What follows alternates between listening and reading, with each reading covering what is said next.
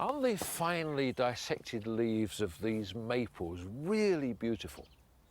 They are a bit expensive because they're slow growing, so if you're going to lash out a lot of money on a plant like this, you must give it the perfect growing conditions for success. Now, they like to have shade and shelter, so for heaven's sake, don't stick them right in the middle of a sunny lawn or you'll find the edges of the leaves all curl up. If you're going to grow them in a pot, ideally give them an acid compost and feed them with an acid fertiliser. Water them with rainwater and of course never let them dry out completely. Now these are Japanese maples and they do set the scene for the somewhat oriental flavour of today's programme. I've been growing oriental vegetables and I'm joined by Chinese cook Ken Hom. We also find out about growing bonsai and there's advice on keeping slugs and snails off your plants. But first, those oriental vegetables. Now, I grow quite a few of these and they really are quite easy. I do them in these 4-foot wide beds, and that actually is the way that the Chinese do them too, because they have to take advantage of every square inch they've got. So this is really a very good way of growing them in a small garden. Because you're really cramming all the crops in and you're working from the side paths, you can actually get about double the amount of crop you would if you grew them traditionally. Now the other great advantage with them is that these oriental vegetables will withstand quite low temperatures. So if you cover them with a cloche, or even better grow them in a polythene tunnel, you can actually get a succession of cropping right the way through the winter too. Now these were started in March and they're doing quite well. I've got Japanese Mitsuna here, Chinese cabbage, pak choi, Chinese mustard greens, and you can buy them all in a collection like this. They call it oriental saladini. Now you can actually harvest these when they're quite young and then they're really very crisp and tasty. And what you do is just to cut the leaves off, leaving that little stump there, and then you'll find that the new leaves will grow out of that stump, so you get quite a long succession. But of course the trouble is we British gardeners can grow them all right, but what on earth do we do with them then? So I asked Ken Hom for a quick lesson. Well, Ken, this is my humble offering from the garden. I think it looks beautiful. What sort of vegetables do you use? Well, you know, I like to use the Chinese flowering cabbage because of these lovely, yellow flowers.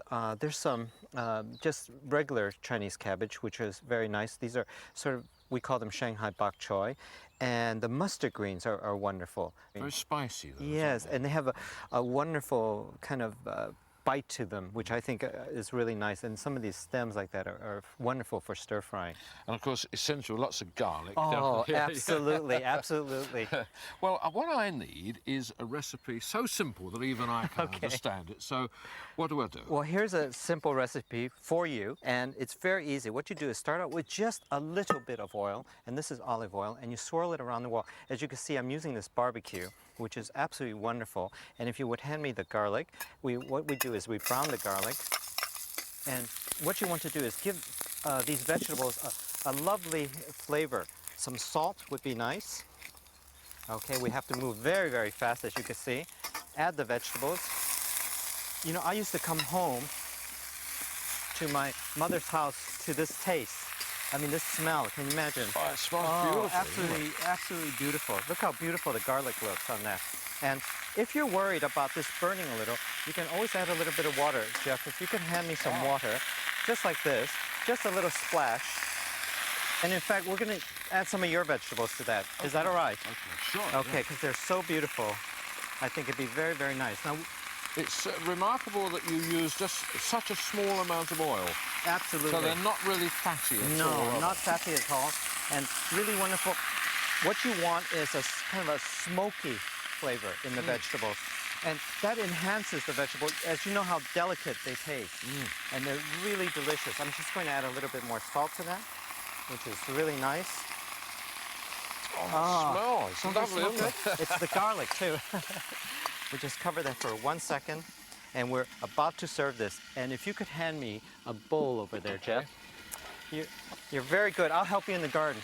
Since you're helping me in the you're kitchen. on. Right, okay. And you just toss them a little bit. You see? Look at how quickly they cook. They look really wonderful, don't they?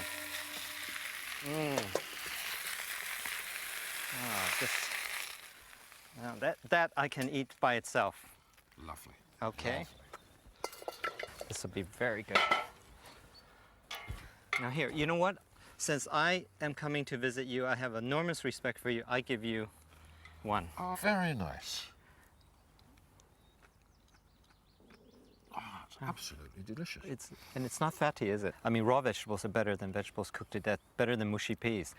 But the fact is, the Chinese way of cooking, it's been shown in a lot of new medical research that it's cooked, as you see here, just briefly, so that all the nutritional value can be absorbed by your body quickly, because it heats it up. This is not overcooked. It's cooked just properly. So you would say that just slightly cooked vegetables are Exactly. actually even healthier for you than raw ones? Definitely. Oh, that's delicious. The ancient art of bonsai may seem to Western gardeners a bit inaccessible. But if you think that, just have a look at musician Paul Goff's collection.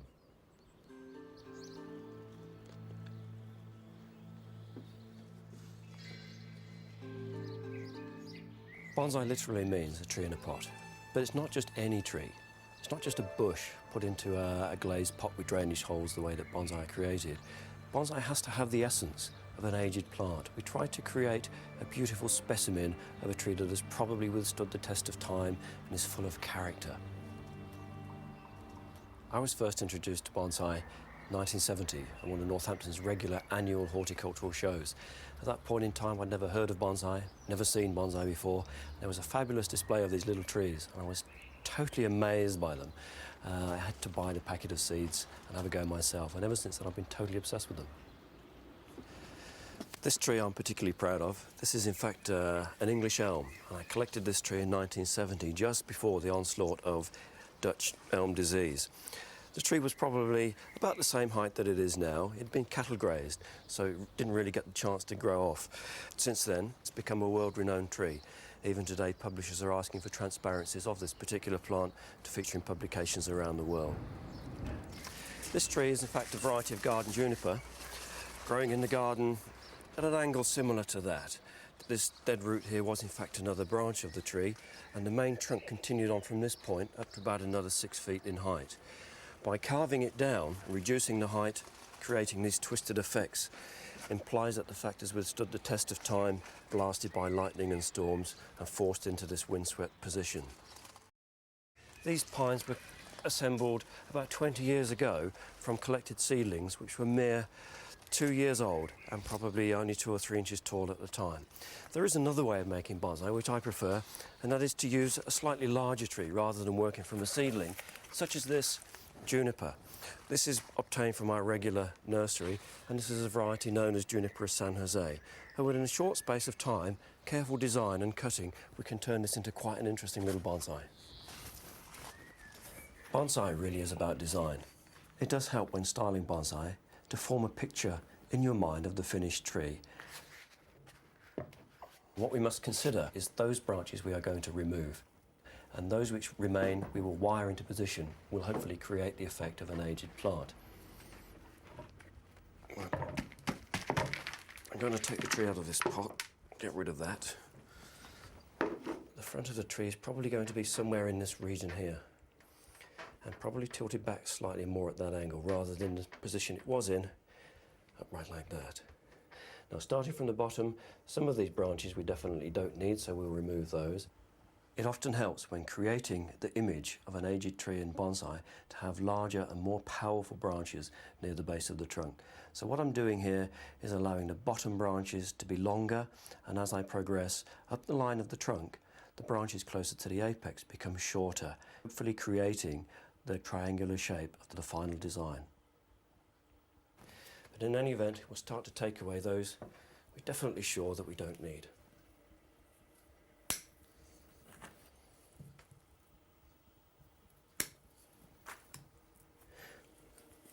When we cut these major branches, often best to leave a little bit of a stub there, which we can carve into a deadwood area, as if the branch had been broken off by nature.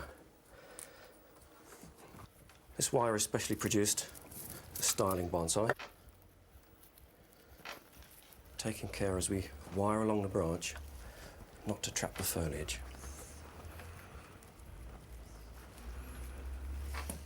And now what we need to do is just pull the branch down slightly.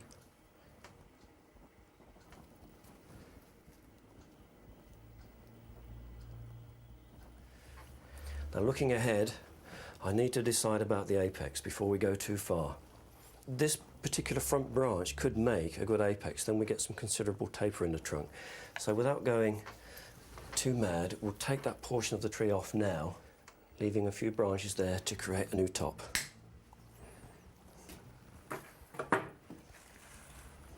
When you're making a bonsai, it can take you sometimes 20 minutes. It's possible to make the 20-minute bonsai. But obviously, it won't look quite as impressive as a tree that's taken you several days. Here we are with the final design of our bonsai. 2 hours later, we've got the impression of an aged tree rather than the nursery shrub which we started with.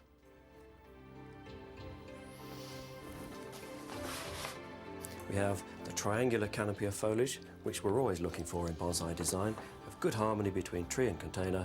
All in all, a good afternoon's work.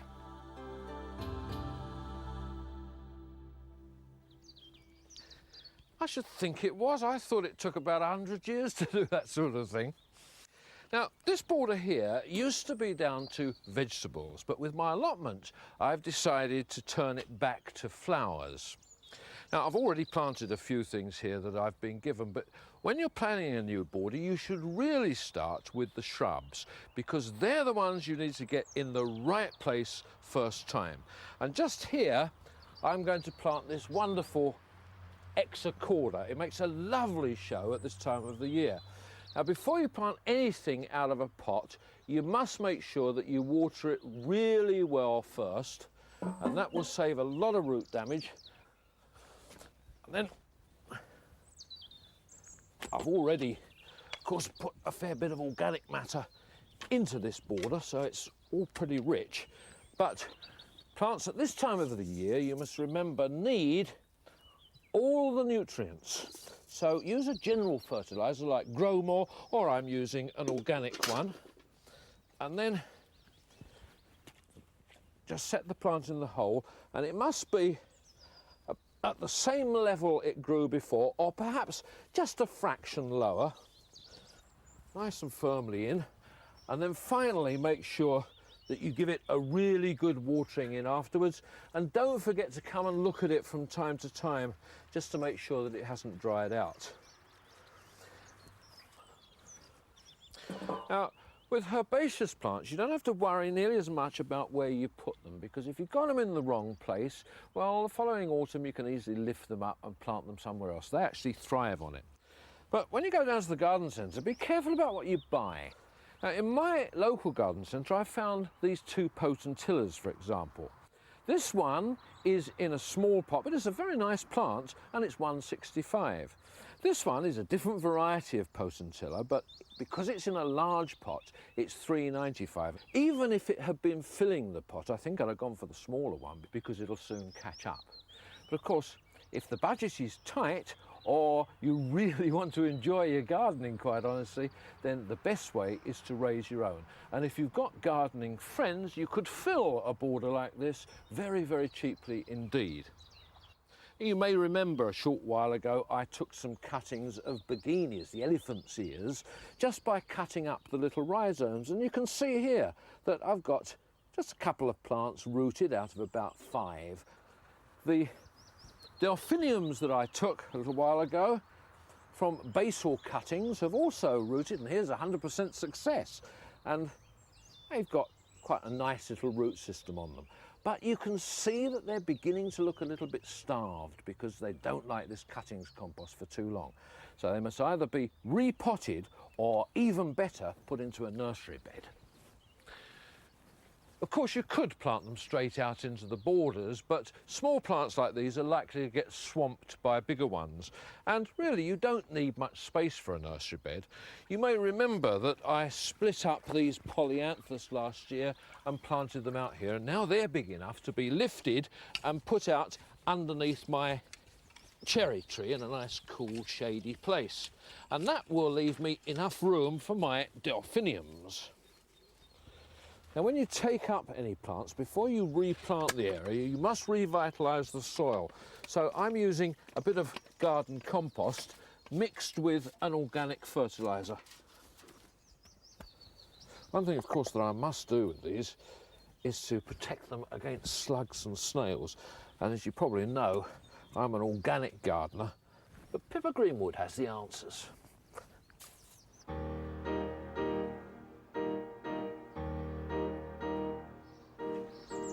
From now until the end of October, the chances are you're going to have plenty of unwelcome guests in your garden, particularly in the form of slugs and snails. They'll be eating their way through your herbaceous plants.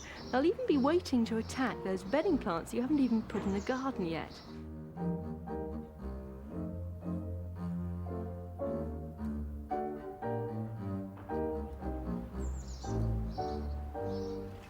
They'll eat for most of the year, but unfortunately the moist, mild weather we've got at the moment means that they're having a particularly good meal.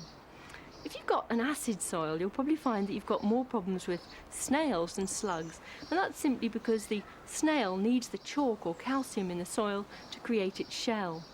But what is the difference between a slug and a snail? Well, as far as the damage is concerned, the answer is not a lot. The only difference is that a snail has got a house on its back. Slugs and snails are fond of most plants, but if you grow anything like lilies, lupins, pansies, daffodils or hostas, or in the vegetable garden, lettuces, potatoes, beans or peas, you'll know them all too well. They feed by rasping away at the plant's surface, and they can take the tops off leaf, create holes, or they can even chew into the stem, and so the flower head flops over. As they move around the plant, they leave behind them a distinct silvery slime trail, and it is worth looking out for that because it'll allow you to tell the difference between caterpillar damage and that caused by slugs and snails. So where do they go when they're not eating holes in your plants? Slugs and snails feed mostly on moist, warm nights. But what do they do when the weather's really hot and dry? Or perhaps when it's extremely cold? Well, the answer is they're to be found lurking, hiding in all sorts of cool, moist spots. Lift up a stone. There are a few hiding under there, perhaps even underneath a slate, leaning somewhere in a back corner of the garden. Underneath floppy foliage, again providing that lovely, cool, moist environment. You may even find one that's climbed to quite a height, perhaps up a wooden arch, to escape the warmth of the sunshine. Towards the end of the summer and autumn is the snail and slug's main breeding period, and then it's worth looking out for the tiny eggs. They're all about pinhead-sized and white or just about transparent, and often found in clusters, again in cool, moist places. So how do you limit the damage? Well, the first thing to think about are your natural allies, things like thrushes, moles, shrews, hedgehogs, frogs, and even the ground beetle, because all of these will help to limit the slug and snail population. But in most gardens, you're probably going to find you need a little bit of extra help as well. It's worth trying to create barriers around any particularly slug or snail-prone plants, and provided you make a complete circle around the plant, you should find that it gives a good degree of protection. There are lots of different things you can use for this, including crushed eggshells, or soot, which may be a bit difficult to get hold of unless you've got an open fire or happen to know a chimney sweep, or sharp sand, or coarsely chipped bark. And something which a lot of gardeners are finding a great deal of success with is cocoa shell. All of these barriers work by making a surface which is simply difficult or unpleasant for the slug or snail to crawl across. And if you've got any beer dregs left, try putting them in a plastic beaker, sinking it in the ground so the top of the beaker is just level with the soil surface, and you should find you'll trap quite a number of slugs and snails. It's also worth trying to trap the slugs and snails, and all you need is something like this, a half grapefruit which you've hollowed out, and then when it comes to the heat of the day, you simply pop this down on the soil surface, and the slugs and snails will crawl underneath and hide, and then you can pick up the grapefruit skin and dispose of them. My favourite method of slug control is the relatively new biological control. It's incredibly simple to use. All you do is water on a solution of nematodes. They swim through the soil moisture, enter the slug's body and kill it within a few days, without any risk to wildlife, pets, children or any other soil organism. But remember that although this method does work well for slugs, it doesn't control snails.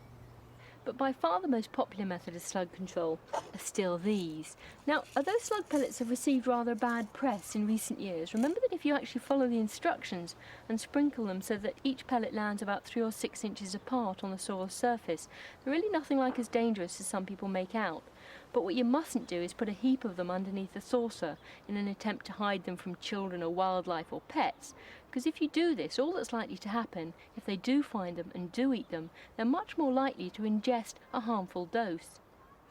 But remember that as well as using some of the barrier methods, any other controls you like, it's well worthwhile trying to grow a few plants which are actually less susceptible to attack. Things like Dicentra spectabilis, sedum, Aquilegia or Myosotis. If you combine plants like this with the other methods, you really shouldn't have too many problems from slugs or snails.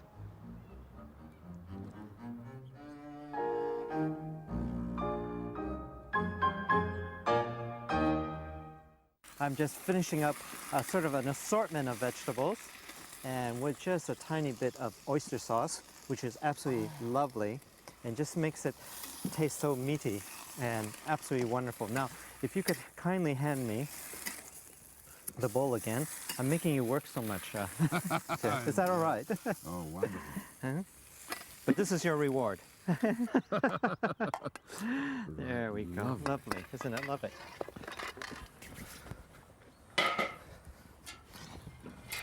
I tell you what, Ken, this is a wonderful way to start the weekend, isn't it? And you have a great weekend too. Goodbye.